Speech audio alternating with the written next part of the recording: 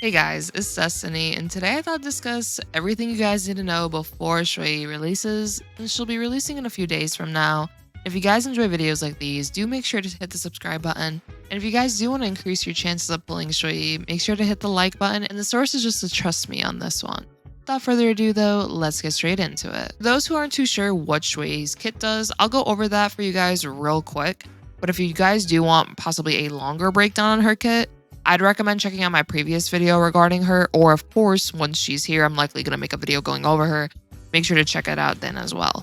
But to give a quick sum up of Xueyi, Xueyi is going to be a Quantum Destruction class character, and she will actually be our first Quantum Destruction character, which once Sparkle arrives, we'll actually have a Quantum character for every path in the game, which is pretty cool. As for what Xueyi does though, she has a few unique things to her kit revolving around how much she reduces toughness meters, and also she has karma stacks, which allows her to do follow-up attacks.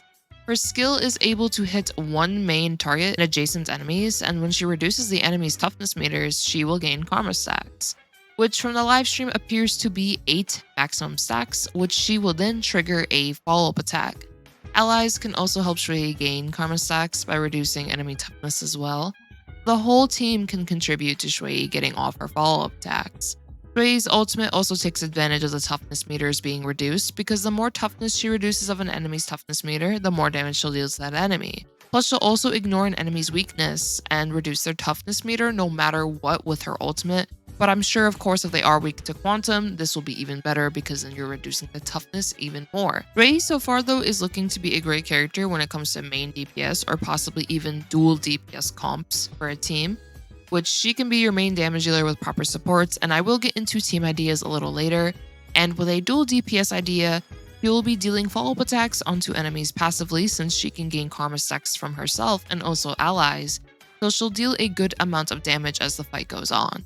Now though, I wanted to go over how to prepare for Xueyi. For Xueyi's materials, here's how much you would need if you're trying to go for level 8 traces, and I have had a few people ask me to show level 8 traces and also level 10. This level 10 does take a good chunk of resources, so a lot of us can only get up to level 8 comfortably. Plus, I would recommend going for level 8 if you are working on multiple characters. For example, if you pull Xueyi, and of course, if you also get Ruan Mei, which I do hope you do, since they're on the same banner, you'll likely want to do level 8 for both of them to split your resources up more evenly. And for those who want a maxed out Xueyi though, here's everything you will need once again for those level 10 traces instead. One quick reminder though, for those who don't know, we'll be getting a new Echo of War weekly boss, so you will have to wait until they're here to farm for that, but the rest of the materials you could definitely pre-farm for. Since you can only do 3 Echo of War bosses a week, once the new week starts, make sure to save those 3 attempts for the new boss and not use them up right away so that you're able to grind for that new material for your Xueyi, and once again also potentially Ruan Mei as well. For relics and planars though to farm, I would recommend the quantum set the most for Xueyi, since the quantum set has been pretty good for our quantum damage dealers. You'll be able to increase Xueyi's quantum damage, and you can also effectively ignore up to 20% of an enemy's defense, which will allow your Xueyi to deal more damage onto enemies. You can also consider the thief set for more breaks, since Xueyi will reduce enemies' toughness regardless of their weakness with her ultimate, which means you can aim for higher entanglement damage on an enemy. What I'd probably recommend though is that you prioritize the quantum set and aim for break effect substats instead though, because you only really get around 32% from the thief set. And if you could just get 32% from your substats, or even if you want to focus more on your crits and I do a bit of break effect from your subs and maybe possibly a break rope, that could be an option too. But of course, I would try to prioritize going for that Genius of Brilliant Stars set. For planars, I recommend the Talia set for more break effect, Inert Salcedo for more crit rate and also ultimate and follow-up damage, or the Glymonth set for more attack and damage if your Xueyi is pretty fast or has teammates to buff up her speed. It depends of course on what you want to go for and also what your Xueyi is lacking in her main stats and substats. But I do believe the high crit rate and high crit damage can be pretty nice, and the Inert Salcedo set can be pretty good for helping you get a bit more crit rate and of course that ultimate and follow-up damage increase. And since she does have follow-up attacks, she'll be able to fully use this set, which is pretty nice. As for potential main stats, you'll likely be looking for crit rate or crit damage body piece, speed or attack boots, but speed preferably so she can go multiple times in cycles. attack or quantum orb, and for her rope. Break effect can be pretty good for those entanglements. Energy is nice for more ultimate usage. And also there is, of course, attack as well. Depending on her traces though can dictate what stats she would value more than others. So once that's officially out, I'll make a community post with potentially a pre-farm infographic for you guys if there are any updates on what I'd recommend fully, so stay tuned for that. For light cones though, I'd recommend On the Fall of an Aeon for a free-to-play option, as you can get this light cone from the Herta shop. Under the Blue Sky can be nice for additional crit rate and attack. Nowhere to Run can be a lower priority for more attack and also recovering health on your attack. And if you do have any limited 5-star light cones, Brighter Than the Sun could be a pretty nice option for the crit rate and also gaining Dragon Call stacks as well. For most of you guys though, I'd recommend primarily looking at Fall of an Aeon as your main light cone option for Xueyi, as a lot of us can get this light cone for free, and who doesn't love free? I know personally, I love free, so definitely go for that.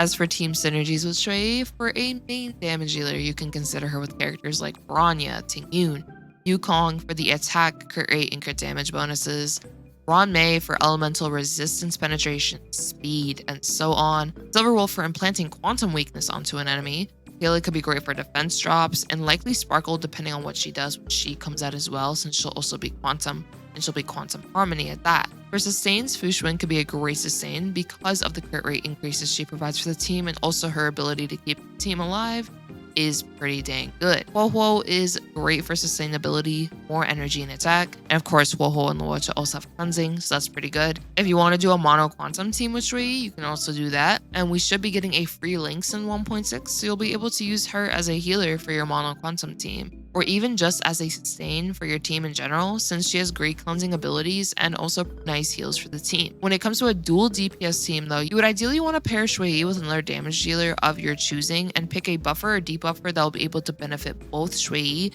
and whichever DPS you do decide to pair with her. This would be more experimental though to see who Xueyi pairs with best when it comes to either being a sub DPS or of course just doing dual DPS. But once she's here, I'll try giving some recommendations based on my own testings. As for Xueyi as a character and of course her value, I think she's pretty nice for a DPS to use on anyone's account really. She could be a great option for those who are lacking built out DPS characters, and of course I know a lot of our PlayStation players are pretty new, so this can be a nice option if you want a damage dealer. And DPS options in general, you now have another option. So I think Ruan Mei's banner in general is just incredible for being able to get pretty nice characters on your account. Tingyun is incredible if you don't have her, I'd highly recommend her. Ruan Mei is looking to be absolutely insane, so that banner is definitely something to consider for sure. But that'll be all for my thoughts on Xueyi, how to prepare for her release when it comes to materials, potential relics, light cones, and all of that good stuff. Let me know if you guys do plan to get Xueyi, and I hope all of you did enjoy this video. If you did, make sure to subscribe.